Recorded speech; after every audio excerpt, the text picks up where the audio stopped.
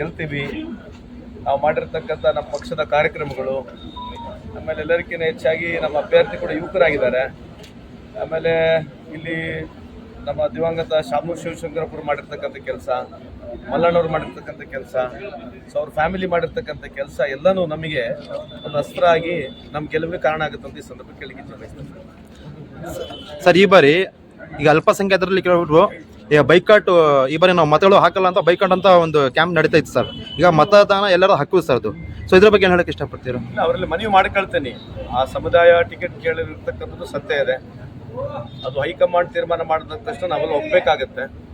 So ಇವತ್ತು ನಾನು ಆ ಸಮಾಜದಲ್ಲಿ ಮನವಿ ಮಾಡ್ಕೊಳ್ತೀನಿ, ದಯಮಾಡಿ ಈ ಒಂದು ಸಂದರ್ಭದಲ್ಲಿ ಪಕ್ಷ ಇಂಪಾರ್ಟೆಂಟ್ ಆಗಿರ್ತದೆ.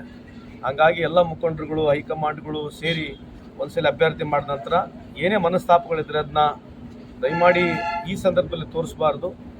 ಅದಕ್ಕೆ ಹೆಚ್ಚಿನ ಜನಸಂಖ್ಯೆಯಲ್ಲಿ ತಾವು ಒಂದು ಕಾಂಗ್ರೆಸ್ ಪಕ್ಷದ ಅಭ್ಯರ್ಥಿ ಆಗಿರ್ತಕ್ಕಂಥವ್ರಿಗೆ ತಾವು ಮತವನ್ನು ಕೊಡಬೇಕಂತ ಅವರಲ್ಲಿ ಮನವಿ ಕೂಡ ಮಾಡ್ಕೊಳ್ತೀವಿ. ಸರ್, ನಿಮ್ಮ ಸಮುದಾಯದಲ್ಲಿ ಬಹಳಷ್ಟು ಯುವಕರು ಕೆಲವೊಂದು ಮುನಿಸ್ಕೊಂಡಿದ್ದಾರೆ ಅಂತ, ಯಾಕಂದ್ರೆ ಸಂತೋಷ್ ಲಾಡ್ ಬಂದಿಲ್ಲ, ಏನು ಕ್ಯಾನ್ವಾಸೆ ಮಾಡಿಲ್ಲ ಅಂತ ನಾವೆಲ್ಲ ಒಂದು ಮಾಹಿತಿ ಇತ್ತು. ತಾವೀಗ ಬಂದಿದ್ದೀರಿ, ಅವ್ರಿಗೆ ಏನಾದರೂ ವಿಶ್ವಾಸದಲ್ಲಿ ತಗೊಂಡು ಬಳಸ್ಕೊಂತಿರೋ ಚುನಾವಣಾ ಪ್ರಚಾರಕ್ಕೆ? ಖಂಡಿತವಾಗಿ ಮಾಡ್ತೀವಿ. ಇವತ್ತು ಕೆಲವು ಮುಖಂಡರ ಮನೆಗಳಿಗೆ ಹೋಗಿದ್ದೀವಿ.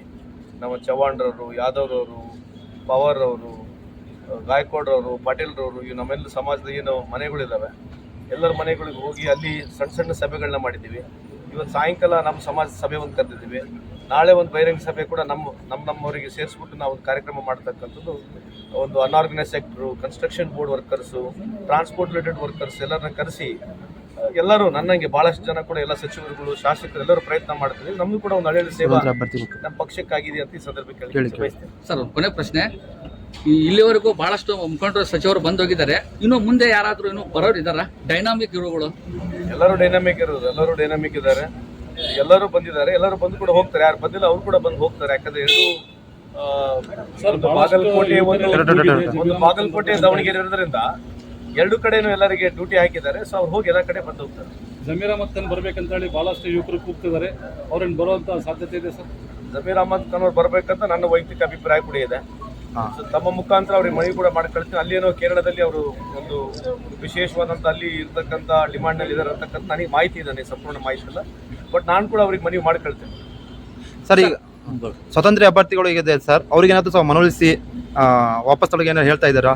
ಸ್ವತಂತ್ರ ಅಭ್ಯರ್ಥಿಗಳಿಗೆ ಮಾಡಿರ್ತಕ್ಕಂಥದ್ದೆ, ನನಗೆ ವೈಯಕ್ತಿಕವಾಗಿ ಅವ್ರ ಸಂಪರ್ಕ ಇಲ್ಲ. ಸೊ ನನಗೆ ಗೊತ್ತಿಲ್ಲ ಅದ್ರ ಬಗ್ಗೆ. ಆ ಥರ ಏನಾದ್ರು ನೀವು ಪ್ರಯತ್ನ ಮಾಡ್ತೀರಾ ಸರ್ ಇವತ್ತು? ಅಲ್ಲ, ನನಗೆ ಸಂಪರ್ಕ ಇಲ್ಲ, ಯಾರು ಪರಿಚಯ ಇಲ್ಲ. ಯಾಕಂದ್ರೆ ಅದಕ್ಕೆ ಒಬ್ರಿಗೆ ಪರಿಚಯ ಬೇಕಾಗುತ್ತೆ. ಆಲ್ರೆಡಿ ಬಹಳಷ್ಟು ಪ್ರಮುಖರು ಪ್ರಯತ್ನ ಮಾಡಿರ್ತಾರೆ. ನಿಮ್ಮ ಅಭಿಮಾನ ಬಳಗನೆ ಬಹಳ ದೊಡ್ಡದಿದೆ, ಎಲ್ಲರೂ ಪರಿಚಯ. ಅದು ನನಗೆ ವೈಯಕ್ತಿಕ ಅಭಿಪ್ರಾಯ, ನನಗೆ ಪರಿಚಯ ಇಲ್ಲ, ಬಟ್ ಪ್ರಯತ್ನ ಮಾಡ್ತೀವಿ. ಮತದಾರರಿಗೆ ಏನ್ ಹೇಳಕ್ ಬಯಸ್ತೀರಿ ಸರ್?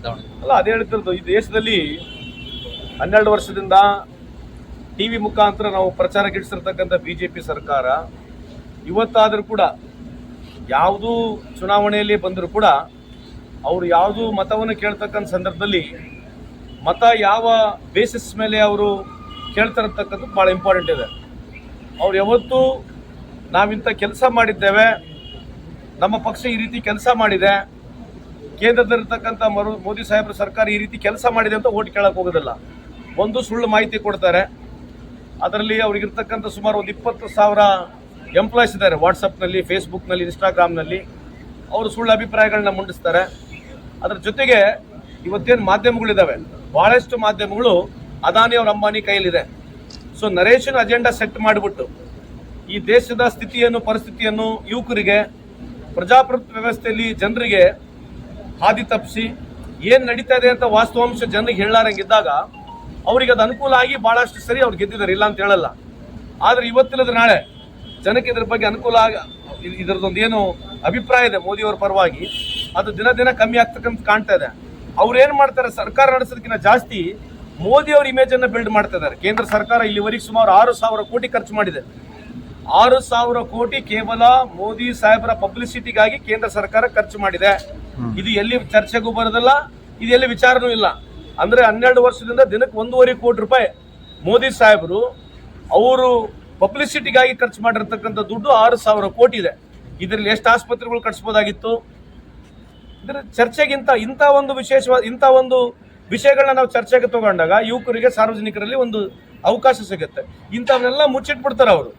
ಮುಚ್ಚಿಟ್ಬಿಟ್ಟು ವೀರ ಸೂರ ಮೋದಿಗೆ ಟ್ರಂಪಿಗೆ ಫೋನ್ ಮಾಡಿದ್ರು, ಈಗ ನಿತಿನ್ ಆಯೋಗ್ ಫೋನ್ ಮಾಡಿದ್ರು, ಇರಾನ್ ವಾರ್ ನಿಂದಿರಿಸಿದ್ರು, ಯುಕ್ರೇನ್ ವಾರ್ ನಿಂದಿರಿಸಿದ್ರು, ಥರ್ಡ್ ವಾರ್ಡ್ಗೆ ಇವರೇ ಒಂದು ಡಿಸಿಷನ್ ಕೊಡ್ತಾರೆ ಅಂತ ಹೇಳ್ತಕ್ಕಂಥ ಈ ರೀತಿ ಸುಳ್ಳು ಪ್ರಚಾರಗಳನ್ನ ಕೊಟ್ಟು ಇವತ್ತು ದೇಶ ಯಾವ ಸ್ಥಿತಿ ಇದೆ ಅಂತ ಯೋಚನೆ ಮಾಡ್ಕೊಂಡು ನೋಡಿ. ಇವತ್ತು 93 ರೂಪಾಯಿಗೆ $1 ಇದೆ. ಯಾರು ಇದ್ರ ಬಗ್ಗೆ ಚರ್ಚೆ ಮಾಡಲ್ಲ. ಈ ದೇಶದ ಸಾಲ ಇವತ್ತು 225 ಲಕ್ಷ ಕೋಟಿ ಇದೆ. ಇದ್ರ ಬಗ್ಗೆ ಯಾರು ಚರ್ಚೆ ಮಾಡಂಗಿಲ್ಲ. ಇವತ್ತು ಹಂಗರ್ ಇಂಡೆಕ್ಸ್ನಲ್ಲಿ 120 ಸ್ಥಾನದಲ್ಲಿ ಇದ್ದೀವಿ. ಇವತ್ತು ಪಾಸ್ಪೋರ್ಟ್ ಎಲ್ಲರಿಗಿಂತ ವೀಕೆಸ್ಟ್ ಪಾಸ್ಪೋರ್ಟ್ ನಮ್ಮದು. ಕಳೆದ 2014ನೇ ಇಸ್ವಿನಲ್ಲಿ ಏನು ನಮ್ಮದು ರ್ಯಾಂಕಿಂಗ್ ಇತ್ತು, ಇವತ್ತು 2026ನೇ ಇಸ್ವಿನಲ್ಲಿ ಏನು ರ್ಯಾಂಕಿಂಗ್ ಇದೆ, ಇದ್ರ ಬಗ್ಗೆ ಚರ್ಚೆ ಇಲ್ಲ. ಬೇರೆ ದೇಶದಲ್ಲಿ ಆಯಿತು, ಮೋದಿ ಸಾಹೇಬ್ರು ಹೇಳಿದ ತಕ್ಷಣ ಏನು ವೀಸಾ ಕೊಡ್ತಾರಾ ನಮ್ಮ ಮಕ್ಕಳಿಗೆ, ಕೆಲಸ ಇದೆಯಾ, ಅಲ್ಲಿಂದ ಕಾಲಿಗೆ ಬೇಡಿ ಹಾಕಿ, ಅಮೆರಿಕದಿಂದ ಕಾಲಿಗೆ ಬೇಡಿ ಹಾಕಿ ನಮ್ಮ ಯುವಕರನ್ನ ಕರ್ಕೊಂಡ್ಬರ್ತಾರೆ, ಇದ್ರ ಬಗ್ಗೆ ಚರ್ಚೆ ಇಲ್ಲ. ಮೊನ್ನೆ ಕತಾರಿಂದ ಮಿಡ್ಲ್ ಈಸ್ಟಿಂದ ಸುಮಾರು 20 ಹೆಣಗಳು ನಮ್ಮ ದೇಶಕ್ಕೆ ಬಂದಿದ್ದಾರೆ, ಅಲ್ಲಿ ತೀರ್ಕೊಂಡು ಹೋದವರಿಗೆ. ನಮ್ಮ ಮೋದಿ ಸಾಹೇಬ್ರು ಅಲ್ಲೋಗಿ ಟೀ ಗಾರ್ಡನ್ನ ಡ್ಯಾನ್ಸ್ ಮಾಡ್ತಾ ಇದ್ದಾರೆ. ಯಾವ ಚರ್ಚೆಗಳು ತಗೋಬೇಕಂತಕ್ಕಂಥದ್ದು ಒಂದು ದೊಡ್ಡ ಪ್ರಶ್ನೆ ಆಗಿದೆ. ಯಾವ ಪ್ರಶ್ನೆ ಕೇಳಿದ್ರು ನಮಗೆ ಉಲ್ಟಾ ಬಂದು ರೂಲಿಂಗ್ ಪಾರ್ಟಿಯವರು ಬಿಟ್ಟು ಅಪೋಸಿಷನರಿಗೆ ಪ್ರಶ್ನೆ ಕೇಳ್ತಾರೆ. ಆ ಒಂದು ವ್ಯವಸ್ಥೆಯಲ್ಲಿ ನಾವು ಸಿಲುಕಿದ್ದೀವಿ. ಹಂಗಾಗಿ ಇದೇನು ಮಾಧ್ಯಮ ಇವತ್ತಿದೆ, ಸೊ ದೊಡ್ಡ ಮಾಧ್ಯಮಗಳು ಅವ್ರ ಕೈಯಲ್ಲಿ ಸಿಲುಕ್ಬಿಟ್ಟಿದ್ದಾವೆ. ಏನು ಮಾಡಕ್ಕೆ ಬರೋದಲ್ಲ. ಅವರೇ ಬೆಳಿಗ್ಗೆ ಸುಮಾರು 8ರಿಂದ 10 ಗಂಟೆ ಅವರೇ ನರೇಷನ್ ಸೆಟ್ ಮಾಡೋದು. ಇದು ಅವರಿಗೆ ಮಾತ್ರ ಅನುಕೂಲ ಆಗಿದೆ, ದೇಶಕ್ಕಿಲ್ಲ ಅಂತ ಈ ಸಂದರ್ಭಕ್ಕೆ ಹೇಳಿಕೆ ಬಯಸ್ತೇನೆ. Okay sir, thank you sir.